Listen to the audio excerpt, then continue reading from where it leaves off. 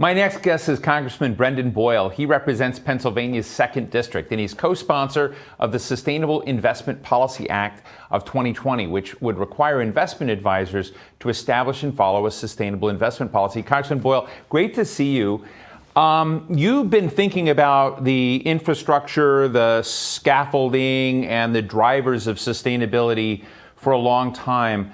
I remember in the 1990s, when I worked in the Senate, we tried to kind of talk about responsible corporations.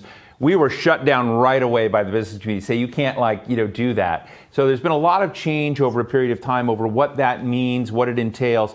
I'd love to get with the Sustainable Investment Policy Act, what needles are you trying to move in there and to instill in the American economic climate? Yeah, great to be with you, Steve. And I think this is a wonderful program that you're putting on here. My general philosophy is that I believe in markets. Markets work. Some might be surprised to hear a Democrat saying that. I think there is a misperception out there that somehow we don't believe in markets. We do.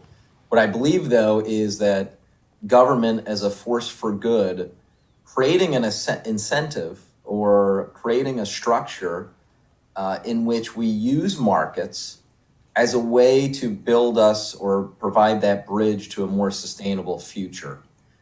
In my view, this is both good economics, good investing, and also produces an outcome that is good for the common good.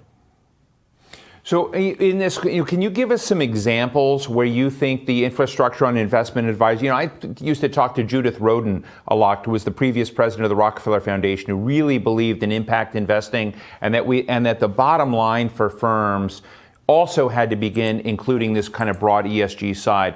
So I just want to kind of give our viewers a sense of the grit of this. I mean, are there any cool examples of what you've seen evolve that you can share? Yeah, well, I mean, I'll share with you, and I'm sure viewers are aware of the data out there that when retail investors have the option to invest into a fund that takes into account ESG principles, on average, it is a fact that those funds outperform funds that do not.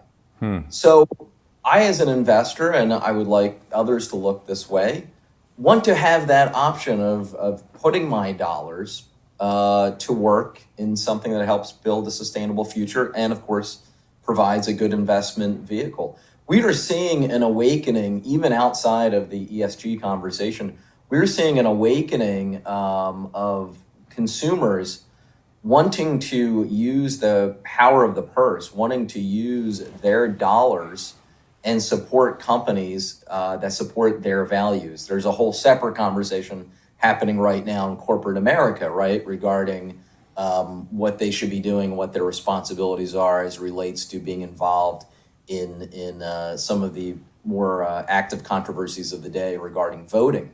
ESG is actually related to that conversation, and it's about using our dollars to be able to advance things in which we believe, and sustainability is one of those important things.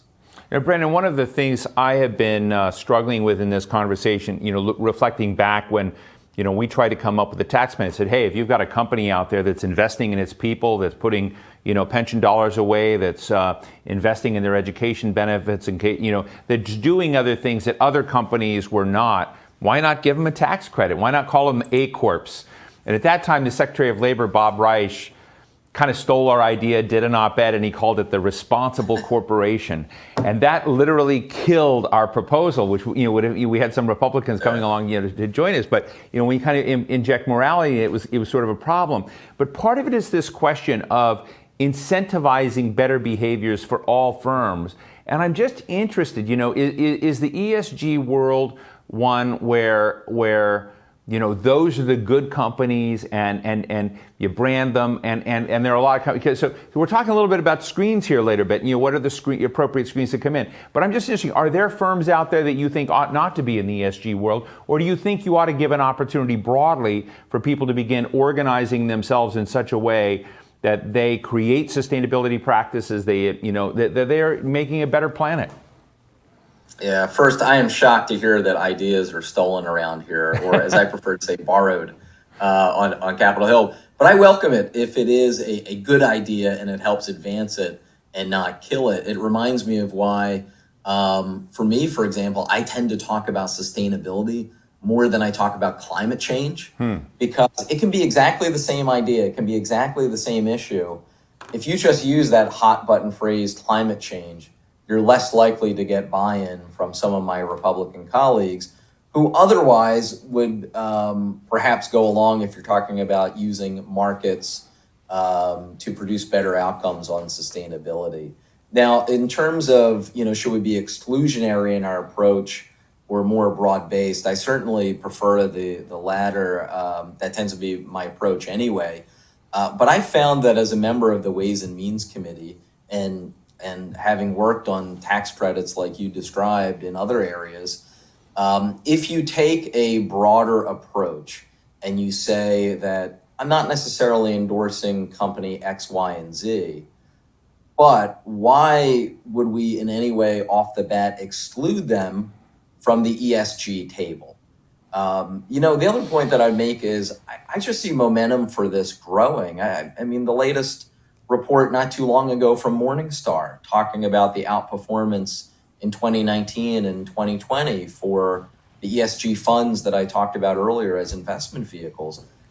The people who are talking about this are not your usual suspects when it comes to the topic of advancing sustainability. Brendan, this is an area that I flirt with, but I don't know super well. And I think one of the questions when I've looked before at, B Corps and different ways in which you can have double bottom lines, look at ways in which firms get either tax credits in their states for falling within certain ESG guidelines. Are you comfortable that our standards are high for those areas, or do you worry that they could be watered down? And I hate to say, you could have some folks trying to get in the ESG world that, try to ride near the bottom rather than near the top. And I just like our viewers, who may be skeptical of some of this to get an understanding of how a legislator who's thinking about these things feels about the standards we're setting. I think it's a good question because it points or it gets to something that is always a challenge, and that is striking the right balance, right? You don't want to make the bar so difficult that companies say, oh, forget it, it's not worth chasing this credit.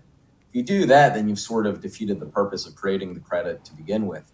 On the other hand, on the other extreme, if you make it so broad that it includes so many people, then you're essentially giving away money when you don't have to. So like in many things, all good things in moderation, I would say that striking that right balance is the key when we're going forward in this. And so let me ask you finally, another crazy question. I don't know, if this is naive or not. You're in Ways and Means, and you're the money guys, the money folks in Congress going to be looking at all of this stuff. But big infrastructure, big spending by the federal government is going to come about most likely. And are there should the federal government look at it at its own ESG frame? Are there things that, in terms of the federal government's own footprint out there in environment, in sustainability, in governance, that it can incentivize? And are those things built in, or are they afterthoughts? No, I would tell you first, you alluded to infrastructure. Probably, Steve, about 75-80% of the time I spent this week was on this infrastructure bill or American Jobs Plan. I suspect that next week and the next several weeks it'll be about the same ratio, if not more, as between now and the 4th of July, we're attempting to get this legislation passed. Obviously, it's massive.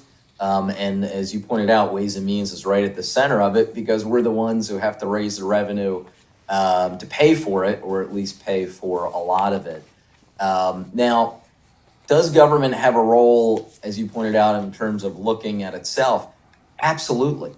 A big part of this infrastructure plan is, in fact, doing exactly what you talked about, making sure that we can reduce our own carbon footprint, making the investments to revitalize our infrastructure, but modernize it to make it more energy efficient.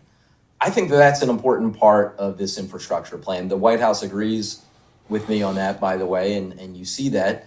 Now, some on what I would characterize as the far right are, criticizing this, saying that it's a, de facto extreme environmental bill. It's nothing of the sort. It's the sort of wise investment that, to draw an analogy, any consumer would make.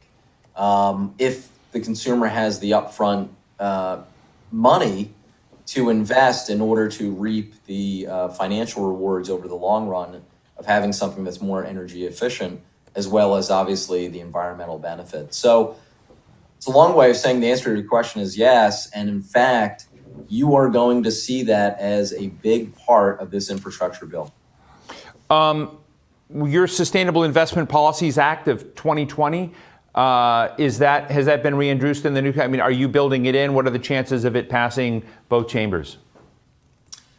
I hope pretty good. I mean, obviously, last term with split government, there were a lot of bills, even if they weren't necessarily partisan. There were a lot of bills that the Senate, under previous management, so to speak, was just not going to move. I am hopeful that we will be able to get it passed this term. Certainly, we're going to continue advancing it. And again, I've been pleasantly surprised by the receptive conversations that I've had with Republican colleagues of mine who serve on Ways and Means. And I think that they like the idea of using the power of markets to help produce this outcome. Well, I want to thank Congressman Brendan Sustainability Boyle. Congressman Brendan Boyle of Pennsylvania, member of the House Ways and Means Committee. Really appreciate you joining us today and sharing your thoughts. All right. Thank you, Steve.